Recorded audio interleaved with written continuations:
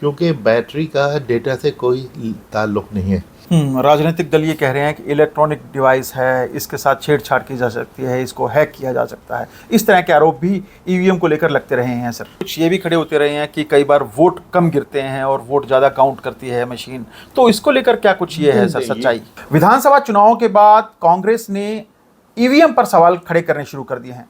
इस मुद्दे पर मेरे साथ बातचीत करने के लिए पूर्व इलेक्शन कमिश्नर एसवाई कुरैशी हैं। इनसे जानने की कोशिश करेंगे। सर, लगातार सवाल खड़े हो रहे हैं ईवीएम की उपयोगिता पर, सर उसकी उपलब्धता पर, क्या कुछ कहेंगे सर इसको लेकर आप?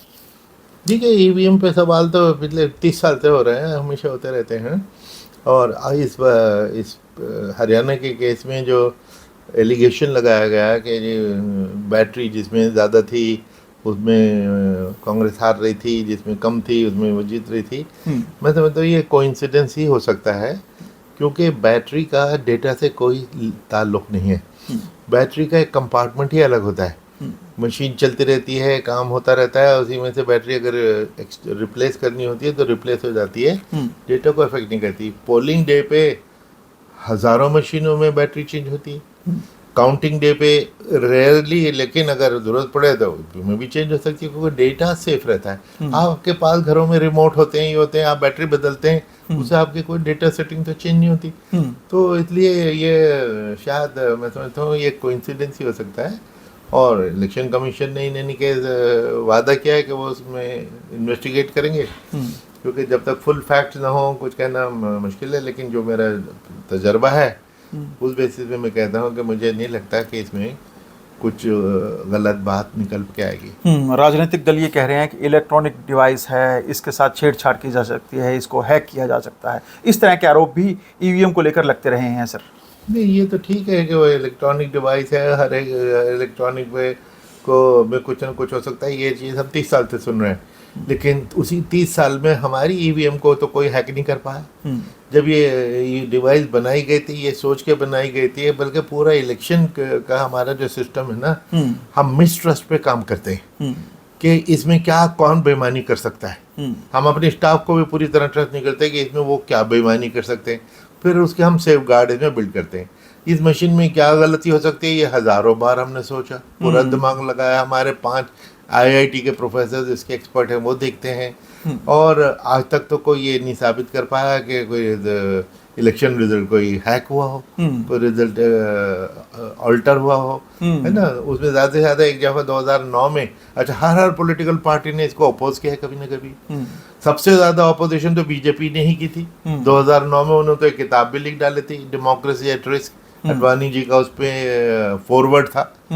आज वही पार्टी उसको डिफेंड कर रही है, कांग्रेस अटैक कर रही है। कांग्रेस ने भी पहले बहुत अटैक किया, हर पार्टी ने किया है, और उन्हीं मशीनों से वो जीत के भी आ जाते हैं। तो इसलिए मशीन के ऊपर जो है ना, ये बड़ा अब तो इमेच्योर लगने लगा है कि हारने लगे तो मशीन को ब्लेम कर दिया, मशीन को कर दिया। 37 साल तो मशीन ने आज तक इंडिया को फेल नहीं किया। ईवीएम के ऊपर काफ़ी आपने रिसर्च किया है सर, काफ़ी कुछ नज़दीकी से देखा है। कैसी मशीन है और कब ये इजाद की गई थी, और क्यों बार बार इसकी विश्वसनीयता पर सवाल खड़े कर रहे हैं सर राजनीतिक दल? देखिए, ये 1982 में जब पहली बार ये मशीन का यूज़ हुई थी केरला में, वहाँ के असेंबली की आधी कॉन्स्टिट्यूंसी, परूर नाम की कॉन्स्टिट्यूंसी, उसमें आधी कॉन्स्टिट्यूंसी में उन्हें पायलट बेसिस बहुत अच्छा उसका परफॉर्मेंस रहा। तो उसके बाद पॉलिटिकल पार्टी ने ही जगह जगह डिमांड की कि साहब ये तो अच्छी चीज़ है, इसको इंट्रोड्यूस करो। तो वो इंट्रोड्यूस हुई, लेकिन साथ साथ हारने वाले ने उस इलेक्शन में सुप्रीम कोर्ट तक गया, इसको चैलेंज किया। इसने कहा कि साहब ये मशीन तो आप यूज़ ही नहीं कर सकते। तो हमारी सुप्रीम कोर्ट ने इसको इलीगल डिक्लेयर किया। इसलिए नहीं कि मशीन में ख़राबी थी, ये गड़बड़ थी, लीगल इशू पे। लीगल इशू ये था, वो कहते हैं कि जी आपके रिप्रेजेंटेशन ऑफ पीपल एक्ट में लिखा है कि इलेक्शन बैलेट पेपर से किया जाएगा, ईवीएम का तो नाम ही नहीं लिखा हुआ। आप एक्ट में ईवीएम का नाम लिख लीजिए और यूज़ कर लीजिए। तो हम लोग सरकार के पास गए, सरकार ने पार्लियामेंट में अमेंडमेंट कर दी, और उसके बाद से 1998 के बाद से हर इलेक्शन स्टेट का, और 2004 से नेशनल इलेक्शन सारे ईवीएम से हो रहे हैं, और बड़ी कामयाबी से हो रहे हैं। बीच बीच में शोर शराबा होता है, वही पार्टियां उन्हीं मशीनों से खूब अच्छी तरह जीतती भी हैं। तो उसके बाद भी ईवीएम ईवीएम ईवीएम करना 2009 में मैं ये बता दूं, 2010 में मैं सीईसी बना।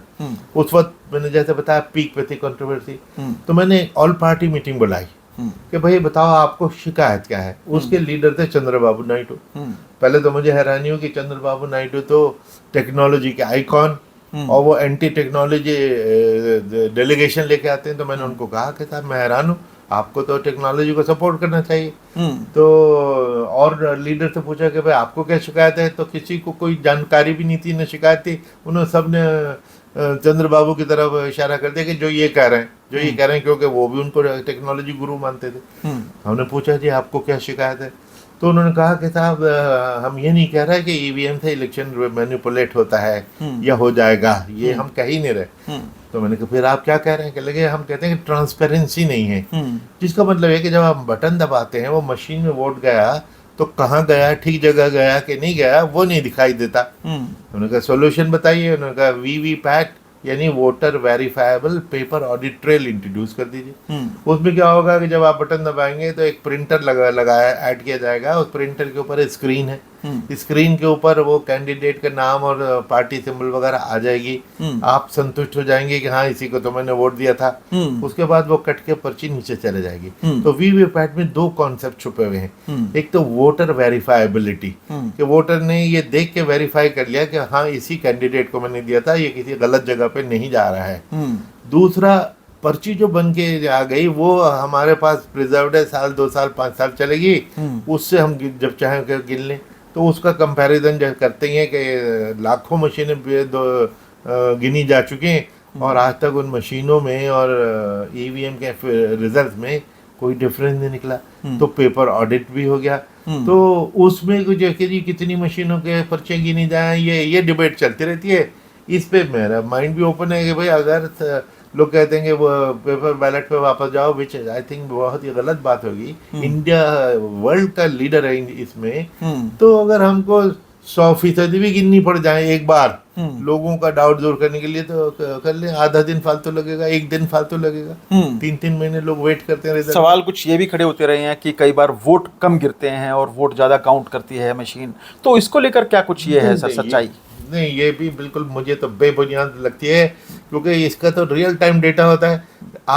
पोलिंग बूथ पे जब आप जाते हैं तो एक वहाँ पे एक फॉर्म 20 है, जैसे आप गए आपका नाम लिख दिया, फिर मैं गया आपका लिख दिया, ये गए इनका लिखिए, लिखते चले जाते हैं। तो किसी भी बात अब 25 वोट पड़ चुके हैं, अब 100 वोट पड़ चुके हैं, अब 200 वोट पड़ चुके हैं, किसी भी समय कोई जाए उस वक्त पता लग जाएगा कितने वोट पड़ चुके हैं। तो रियल टाइम डेटा जनरेट हो रहा है।